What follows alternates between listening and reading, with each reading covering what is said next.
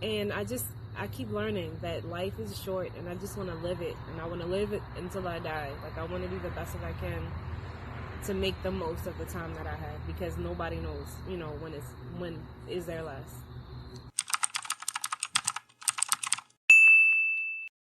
Welcome to Lovely Esteem. I'm Lovelie, the auntie you always wanted, the sister girlfriend you didn't know you needed, honey. You gotta have self-love to have self-esteem. And here we know that God don't make no junk. So we're gonna sit down, talk about it, and see how we can fix it, baby. Let's do it. This is Lovelie. Welcome to Lovely Esteem. Today I am with my friend Tia Canty. I invited her here because I love her honesty. I love her authenticness. I love the fact that she is willing to run into fear to become a better person. I love that she loves her children. I love that she treats her friends kind. And I love that she is learning, embracing who she is as a person, so that she can become the person that she likes to see when she looks in the mirror. Welcome, Tia. Please introduce yourself. Hi, my name is Latia Keisha Canty, named for my sister's best friend growing up, Keisha Latia. My mother inverted the two names. I am an artist. I think I would say an artist first. Clearly, I mean, as all of us are, we're spirits having human experiences. And part of my human experience is enjoying nature, enjoying being outside, enjoying creating, enjoying reading. I love music a lot. And I do love photography. I love to capture God's beautiful creation. I am spiritual, and I believe in God, and I love God and represent Him. And but I also love holistic living. I love to eat natural foods and fruits and vegetables, and I'm trying to do vegan thing, but it's a challenge.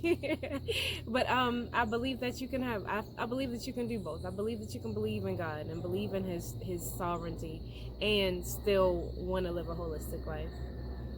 I love it. I love it. Question: what happened today that made you happy or proud?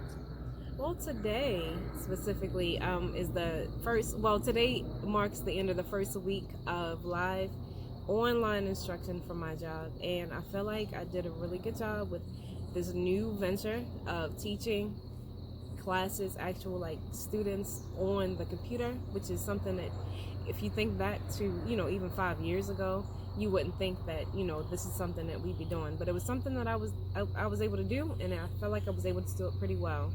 So that made me kind of happy. It made me happy. God bless teachers, because we need y'all, because there's a lot of parents who don't want to do this no more. We don't want to do it no more. What have you done in the last 30 days to accomplish any dreams or goals that you have? So I have a great list of dreams and goals, some of which are physical wellness, mental health, spiritual wellness, financial stability. So the things that I've done to acquire those goals, I've started for my physical, I've started to try to sleep more, try to get better sleep at night. I've also started exercising, and I've actually started counting my calories so that I can be more aware of what I'm putting in my body. For my spiritual growth, I've been listening to sermons online and reading the Bible more, praying a lot more, taking notes. For financial stability, I've been really trying to save up my money. I've been cooking meals at home. And for, what was the other one? I said my mental health. I've been doing a lot of self-care, as far as saying no more and taking time, listening to my body, and taking time to actually rest when I need rest, and pushing myself when I really need to push, but actually like really trying to listen and trying to do what is good for me and for my body. That's really good. And learning to say no is the hardest thing, because it is a weird place to feel like you're indebted to somebody or some things, but know that it's not going to be good for your mental stability. Yeah. And fighting that, yeah, that's crazy. How has your faith helped shape your life? So my faith, I've been a Christian since birth.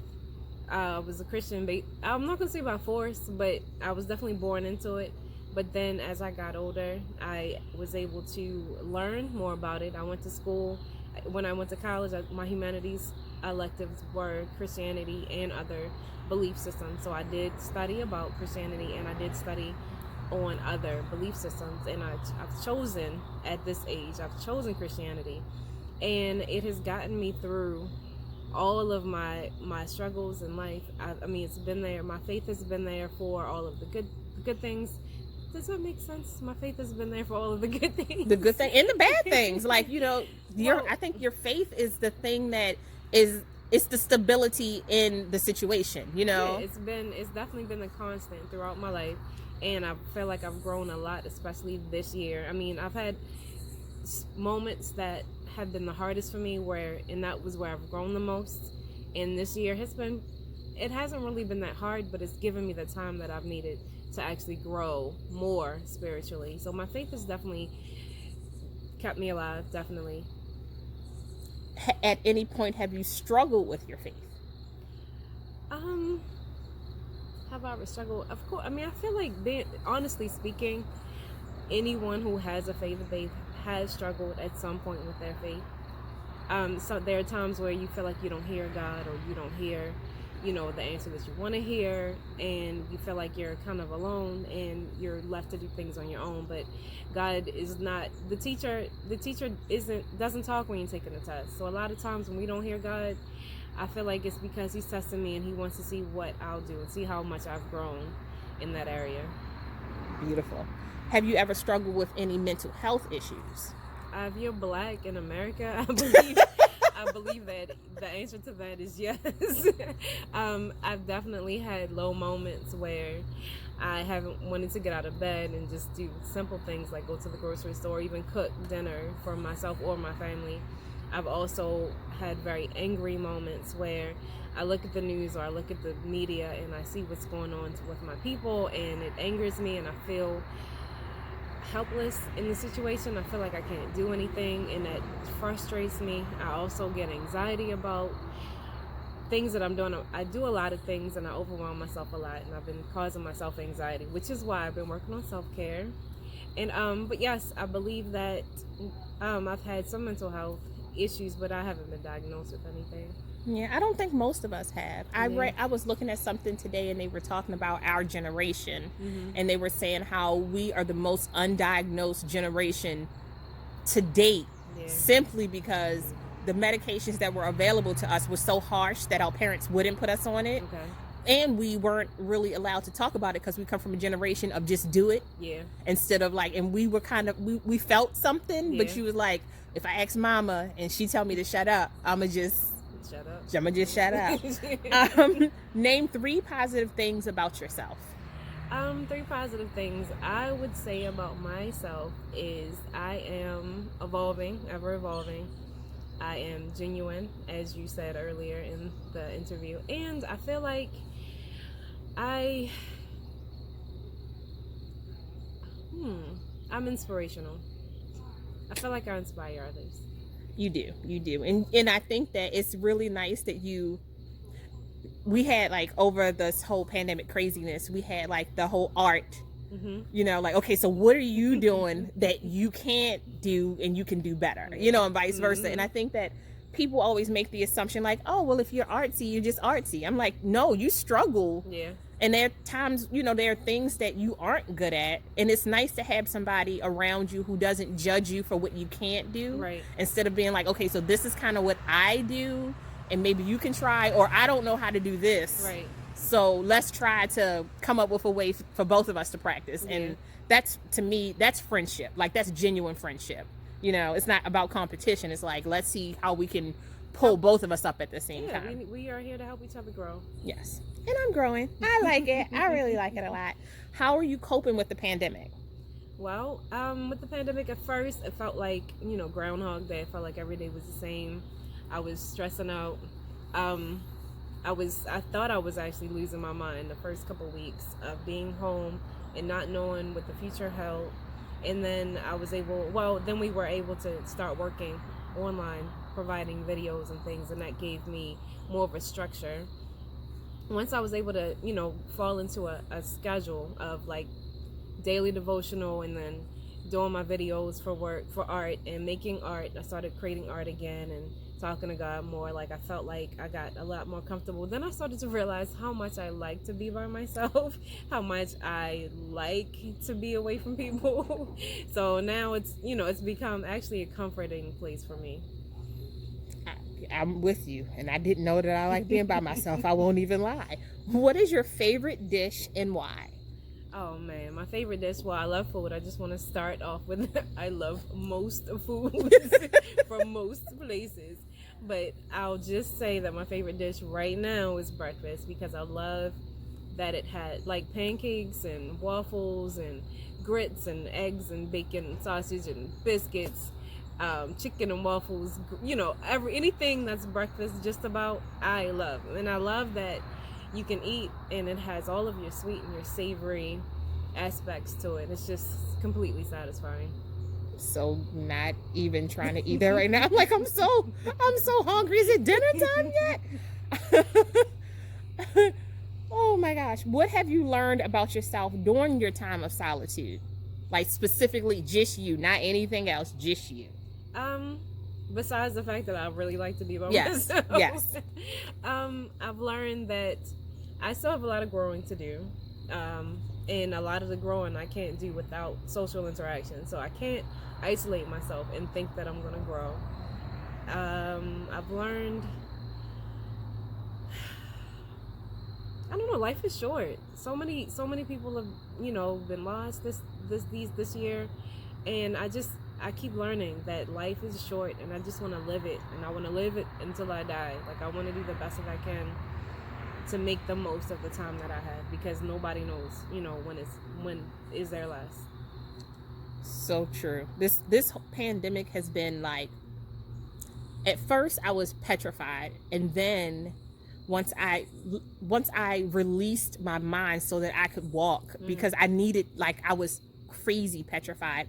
And what it taught me is that A, I have so much to learn, and B, this was my shot. Yeah. I think that if you can somehow, not the loss, because the loss that so many people have suffered, the PTSD, we can't deal with it yet, because we don't have enough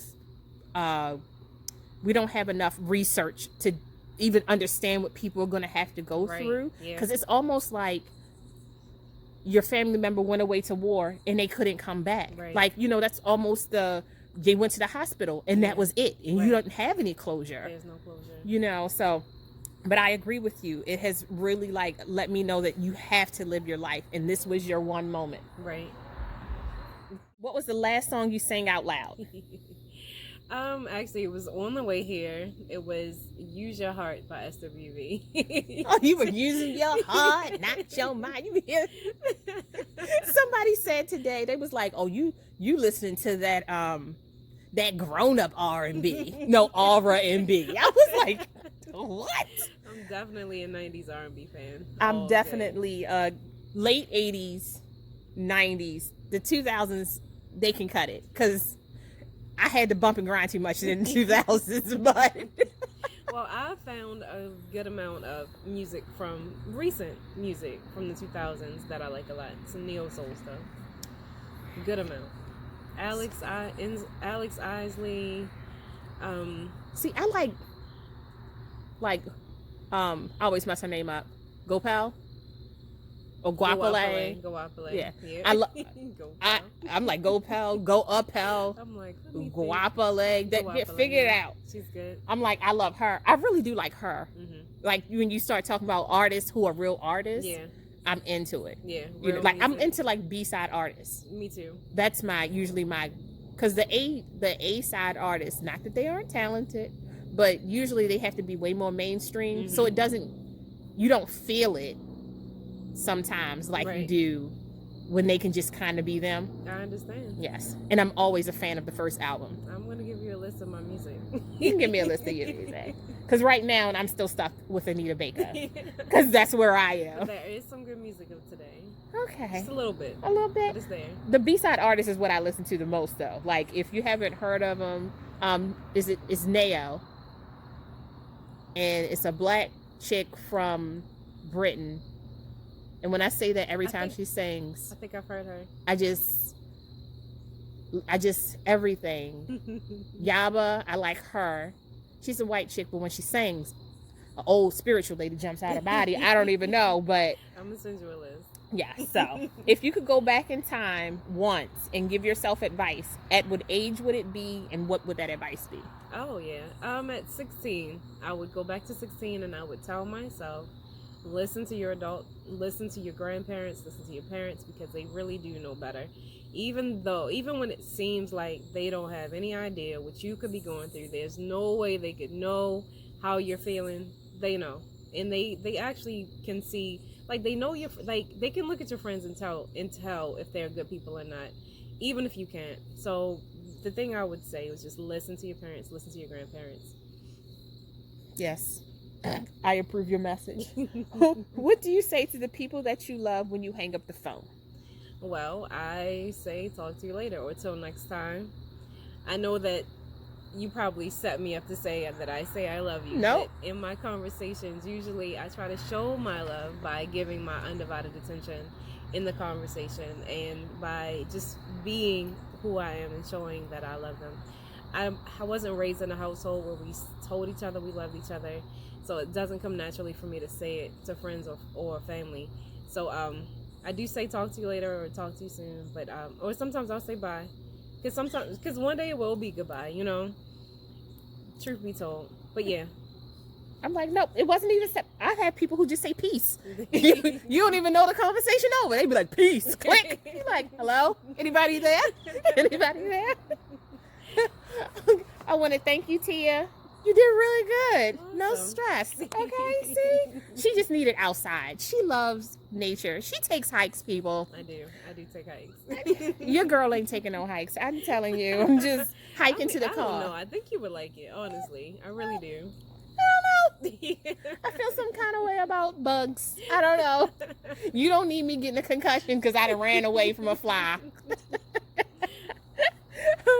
Oh my gosh. Okay, guys. Thank you so much. I will talk to you guys soon. Thank you for following us, and I hope you continue to listen to the Healing Through Conversation series.